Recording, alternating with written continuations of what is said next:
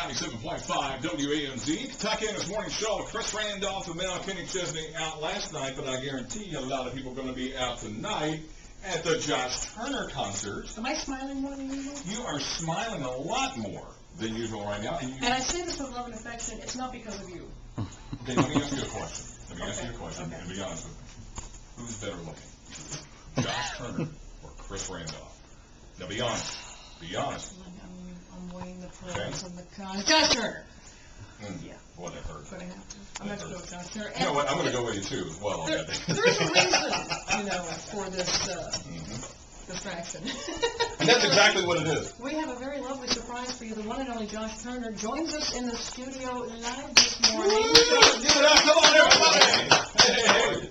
And there's no faking that voice. For those of you who think that's not, that's definitely Josh Turner. Good morning. Thank you so much for coming in. Good to be here.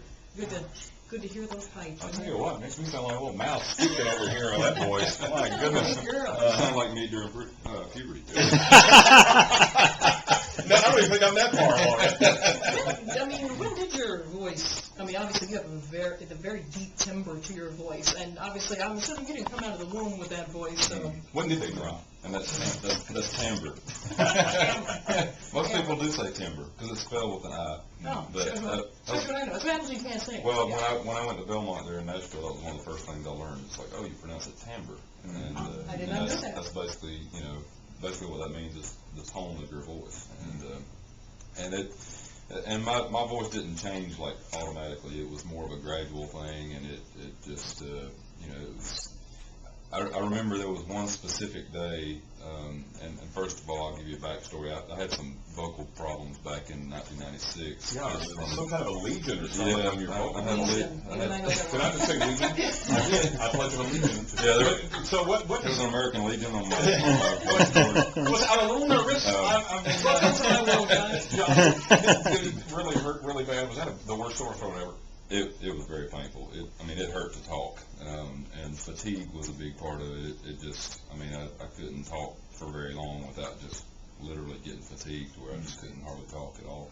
Oh, man. So it was a big learning experience for me. I had to go through a lot of rehabilitation, a lot of training, and I didn't know there was a proper way to sing. I just thought people sang, and that was it. But I learned a lot about how the voice was made up and how it functioned and how to take care of it and how to use it and all that kind of stuff. And gradually over time, as I learned how to take care of it, the lesions started going away and it started getting healthy and my range started getting bigger and bigger. And I remember there was one specific day at Belmont, I was sitting outside one of my classes waiting, and I was sitting there with my guitar, and I was singing, I think it was a Randy Travis song, and it was a pretty challenging song to sing, but I remember sitting there after going through all this classical training and all this stuff, and I started singing this country song, and I'm like, wow, I'm nailing this, and it dawned on me, it's like I'm learning how to use my voice properly, and I'm better now, because before I thought I had a decent talent, but at that time I hadn't had any training, I didn't know how to use it and all this stuff. It's a muscle like anything else. Exactly, and that's one thing a lot of people don't realize. Your voice is a muscle, and you have to take care of it just like any other muscle. So a lot of times, the greatest singers out there are like athletes. Who was it? Luciano Pavarotti used to say that a great singer had to have the voice. What was it? The body of an athlete, the voice of an angel, and the face of an idiot.